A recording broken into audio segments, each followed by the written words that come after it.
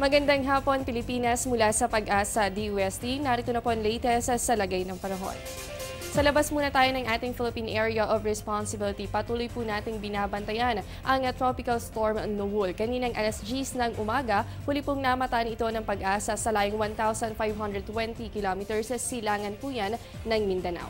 Taglay nito ang lakas ng hangin nasa 75 kilometers per hour at ang gustiness o yung pagbugso ng hangin papalo po yan sa 90 kilometers per hour.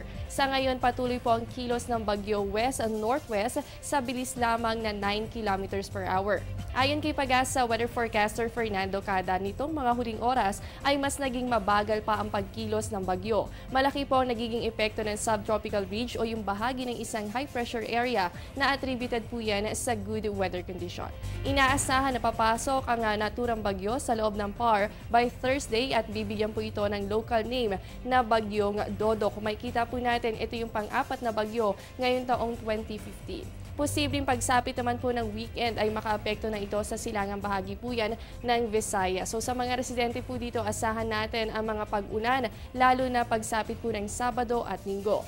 Ayon rin sa Pag-asa, ilang forecast models ang nagpapakita na lilihis po ito at hindi tatama sa ating kalupaan hanggang sa lumabas yan ng ating boundary. Pero may mga forecast model rin naman na nagpapakitang tatama po ito sa ating kalupaan. So pag tama po niyan, babaybayin yan ang Visayas area, papunta po yan dito sa may Southern Luzon hanggang dito po sa may Central at Northern Luzon bago po lumabas ng ating boundary. At ako makikita po natin para sa buwan ng Mayo ay mas mataas naman ang posibilidad na yan po ay hindi tumama sa ating kalupaan.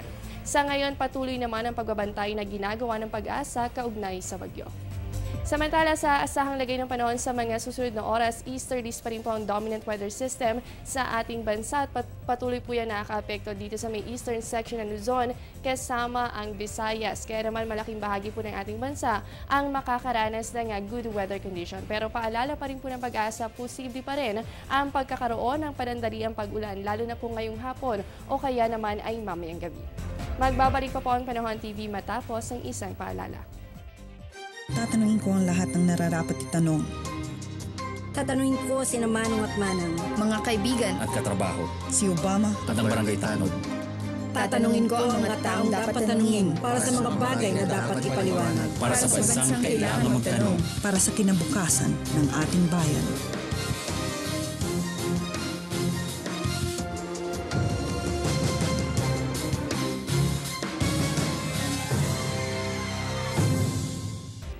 Alamin naman po natin kung ano nga ba magiging lagay ng panahon sa mga susunod na araw. Narito po ang 3-day weather forecast ng Pag-asa. Sa Baguio City, magpapatuloy po siya ng good weather conditions simula bukas araw po ng Martes hanggang sa araw po ng Huwebes. Ang temperatura po maglalaro naman yan sa pagitan ng 16 to 25 degrees Celsius. Dito po sa atin sa Metro Manila, asahan rin po ang fair weather condition pero posible pa rin yung mga localized thunderstorms na posible po magdulot ng panandaliang pag-ulan sa hapon at sa gabi. Magpapatuloy po yan sa loob ng 3 araw. Dako naman po tayo sa Metro Cebu, asahan siya ng good weather condition, di ba na lamang sa mga isolated cases of rain showers and thunderstorms. Ang temperatura po sa loob ng 3 araw nasa pagitan po yan ng 25 to 33 degrees Celsius. Sa Metro Davao naman po, good weather condition tayo on Wednesday and Thursday. Pero bukas, paghandaan po natin ang maulan na panahon, ganun din ang mga pagkidlat at pagkulong.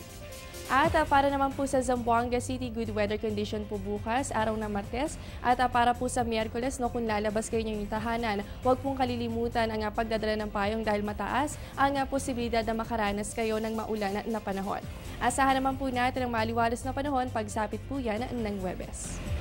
At ayan muna ang latest mula dito sa Pag-asa DUST. Manatiling nakatutok sa Panahon TV kung saan walang pinipiling panahon ang pagbibigay impormasyon. Ako po inyong nakasama, ang inyong weather body, Jessie Basco. Magandang hapon sa inyong lahat.